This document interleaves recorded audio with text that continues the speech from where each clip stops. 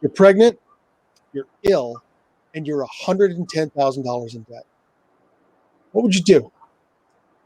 Well, the people I'm talking about in this story came to Gilbert Landriault of Debt Masters to try to get some help in this desperate situation. Gilbert, thanks for taking some time to tell the story to us today. What was your reaction to this story? Well, it was one more story that blew my mind on the side of how there was no compassion of trying to help this couple to at least to release the stress. She's pregnant. There's cancer involved, and it's unreal how the I always say when you talk about money how the heart and the sensitivity is thrown off overboard. It's money you must pay back. It's like, but compassion should always come. I call it come first. This is how I see it. And when I saw it, and she was like, nobody wants to help us, and I go, well, have a seat. Let's do the evaluation and see where you stand. And when we did that, and I go, yeah, I can help you. And I couldn't talk to her again. We had to do another meeting because she was crying too much. And then I said, well, we'll give you the right direction. Well, we finally rebooked the schedule, and we gave her the right direction for help for the cancer, because I'm a cancer survivor also. So, and when you go to Toronto, the parking is $500 a month. It's unreal, and they couldn't even drive anymore. They had no money. So I took upon myself, and we're a group together, and I said, you know what, don't worry about that part. Okay, we'll start with the hospital. Let's take the cancer first, because that's the worst thing. So I said, you'll go to Toronto. She goes, but we don't have any money. I said, I'm not asking you for money. I'm telling you that we're going to get you a limo, and it's going to drive you there, because after chemo, I know how it is. You can't drive. Okay, you're totally exhausted. So I said, and they'll take care of you for the duration of your chemo, and that shouldn't be a problem. Okay, that's number one. Number two is your debt. Okay, now this is what you're going to do, and we have the program. So we tell them, step one, we're going to put all the documents together. We're going to look at what you have, and then I'm going to address it with the creditors. Worst case scenario, you'll have to go bankrupt. But a lot of people, bankruptcy is the worst thing in their life, right? But when you let them know that, listen, last month there was 12,800 that went bankrupt at that time for that couple. I say you can't feel ashamed, because life got in your way, and you're in here because cancer, you lost your job, like everything just becomes a big snowball, and it just gets bigger as it goes downhill. So and I said, we'll take. They didn't even have money to pay for the program. So I said, you know what, we do a good deed a year.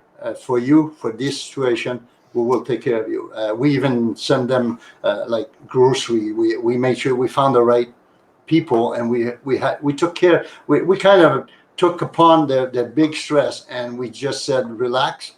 We're here. You're not alone. We're gonna help you with this. There's a lot of good people out there, and we finally got them back on track where they could be able to, breathe without the stress, because just the cancer, I know how it is. The stress is immense. You don't know if you're going to go through, will it work? And so it's very, very, just by removing that, now they had only 50% of stress. And that was a big part of it. And from there, we took care of the debt. We put them in the right program, and we gave it for free just to get them back on track. And today they're doing okay. And so, I mean, that's a special case. You don't do that for everybody. But, no, they had a triple threat, and you could help them with all of it. What's their situation today? Well, they're still going through a hardship, because cancer is not gone. It's in remission. And she should have the kids very soon. I still have to have an update. I didn't get that yet. Mm-hmm. But he's doing much better from the last time I talked to him. And I even got a text last week that they're doing a little bit much better. And, the stress, they kind of said the stress was worse than the cancer. The stress was really killing everything that they had. They had no hope. They had nothing like that. So they just said, you know what, you gave us hope. We see the light at the end of the tunnel. Cancer is cancer. I had cancer twice, so you never know, right? So the main thing is that they know there's help out there. They just didn't know where to look. They didn't know what to do. And the information they got was not the right one. And the creditors were not there to give them information about, you'll be fine with your cancer. I just want my money at the end of the day. So we educated them. Again, that's where it lands up. The right education gives them the hope that they can make it, plain and simple. So they still have their problems to deal with, but one of the problems they don't have to deal with is the stress of this debt. You've taken care of that for them. Yes, and because of her pregnancy, she had a lot of bad cramps and all that. It could have made an effect on the pregnancy. But she said that once she knew she had help and that we were there she had somebody to call. It made the pregnancy really much better at the end of the day. So, Boy, we all just need a little humanity in the world. Business isn't just business. Listen, if you're in trouble with debt, Gilbert's a good man to call. Thank you so much for sharing that story. And you can reach Gilbert at debtmasters.ca.